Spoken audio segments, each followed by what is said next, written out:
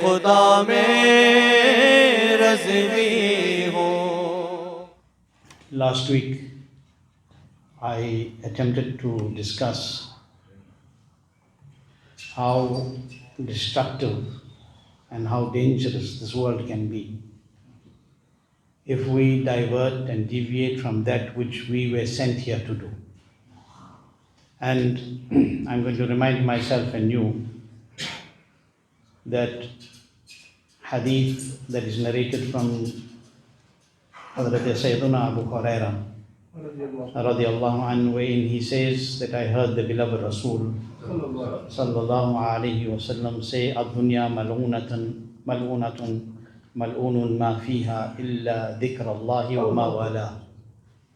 The beloved Rasul sallallahu alayhi wasallam said, this dunya, this world is accursed, and everything within it is accursed, except the remembrance of Almighty Allah and that which is connected to the remembrance of Allah. So we discussed this last week, and I mentioned that this is why the pious servants of Allah have always reminded us about the dunya being temporary and fleeting. Always reminded us, the pious have always reminded us that you're not going to stay here forever. This dunya is very temporary, it's fleeting.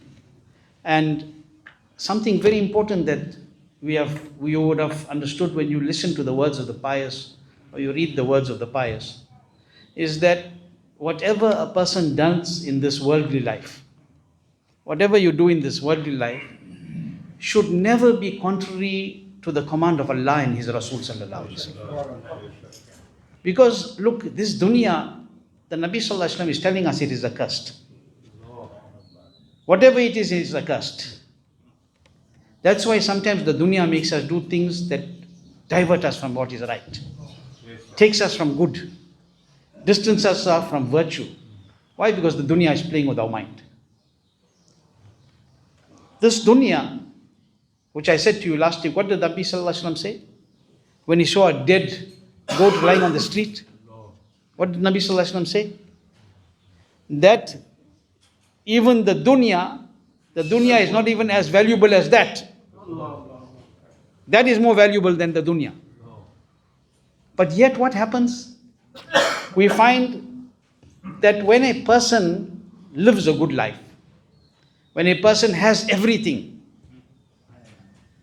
we start to forget and we start to think that this is everything about reality. We don't realize that this is fana. It's going to get finished. But when a person lives in this dunya and divorces the dunya, he lives in the dunya, but yet he divorces his heart from the dunya, what would you find? You would find that that person remains under the shade of Allah's mercy. Even if sometimes shaitan is diverting him, trying to divert him, Allah's rahmat saves him. Why? Because he's attempting to live in this dunya, because you are living, it's like living in a jungle with beasts, and you are trying to save yourself.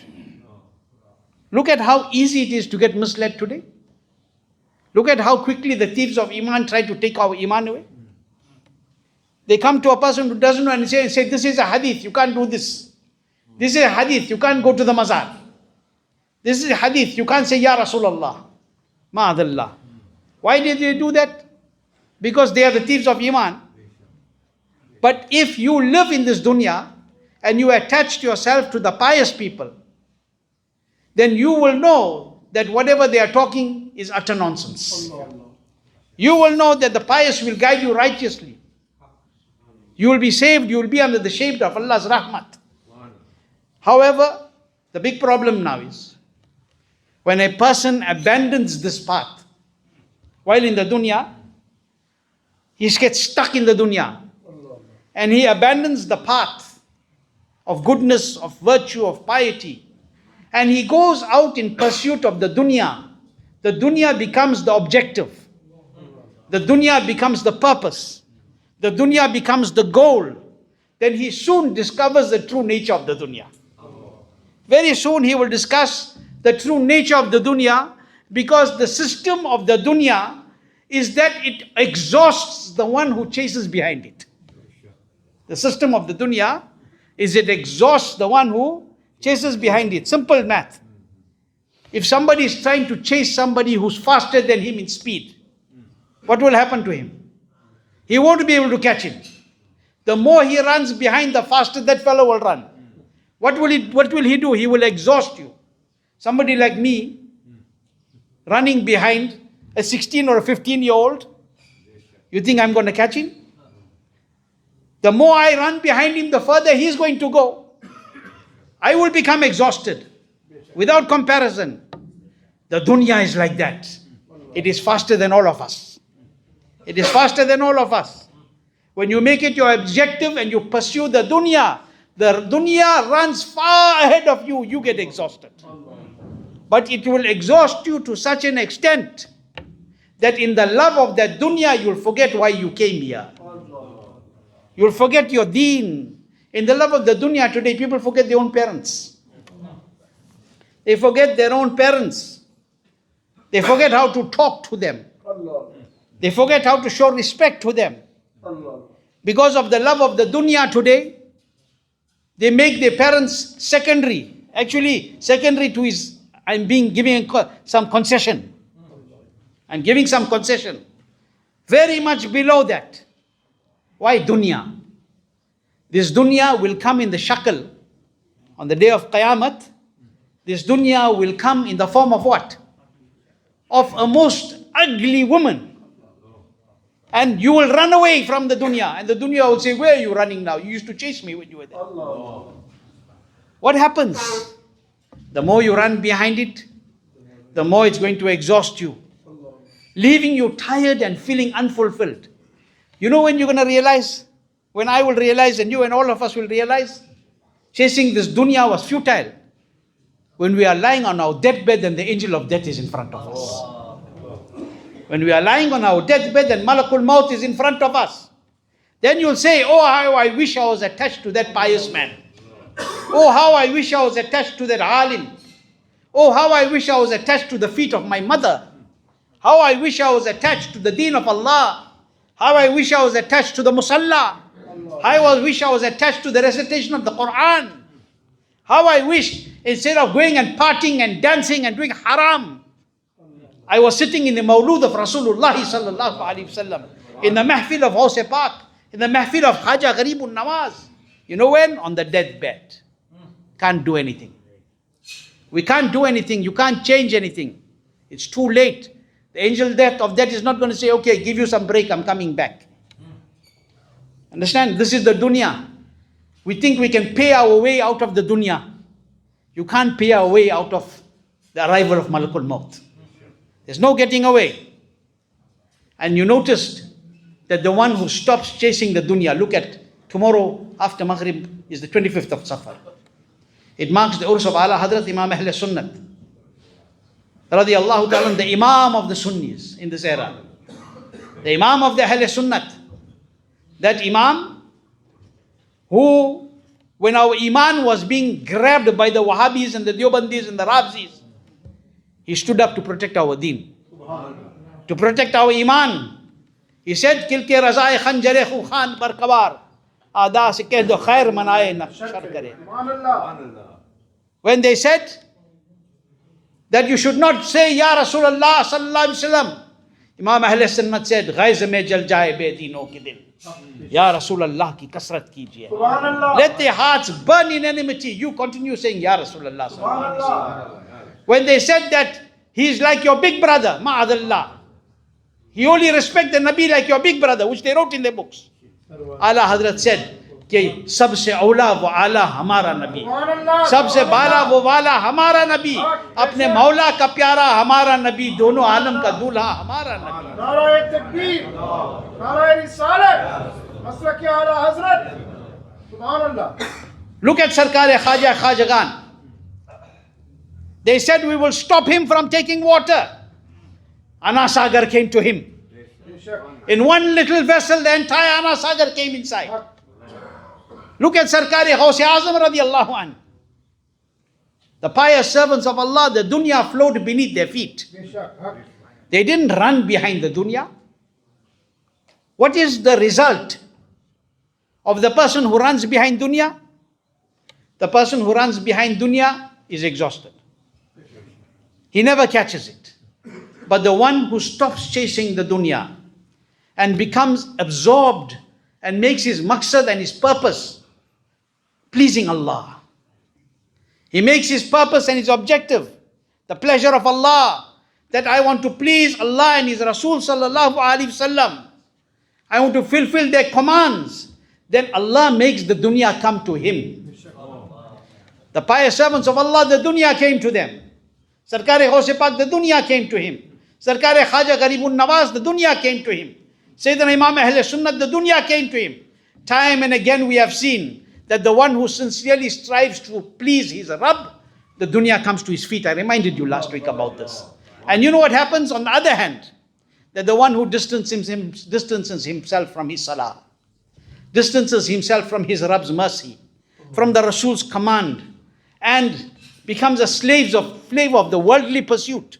You know what happens to him? 4 things. In brief, 4 things. Exhaustion, frustration, depression and distraction. And even destruction. What happens? You find that eventually he finds himself exhausted. And when a man is exhausted, he's frustrated. You get angry with every little thing. You get upset with everybody around you. Why? Because the dunya has exhausted us. Become exhausted, you become frustrated. And when a man is frustrated, what happens? He becomes depressed. They say, I'm suffering depression. And when that depression sets in, what happens? He becomes distracted. He becomes distracted from reality, from what he should be doing and what he shouldn't be doing. Who did all this? Dunya. Running behind this dunya that we love so much. The condition in which we find ourselves today is largely because we have abandoned completely the true obedience to the Shariat. Imam Ahmad Raza radiallahu anhu, throughout his life, and I'm saying this because it's the Urs tomorrow, so you'll understand. Throughout his life, he taught us to be attached, hold firm to the Sharia. Today, we have wealth. Go back 50 years, 40 years, even before. How many properties our parents had? How much money they had in the account? Except for those that Allah gave wealth. How many cars they had? They had nothing. So many of them had nothing. But they had their dignity. They had their izzat. Today we have properties, houses, cars, businesses, wealth. But despite all of that, we do not enjoy the same honor and dignity that the people of the past enjoyed. What is the reason for that? Because their purpose wasn't the dunya. They didn't pursue the dunya like we do.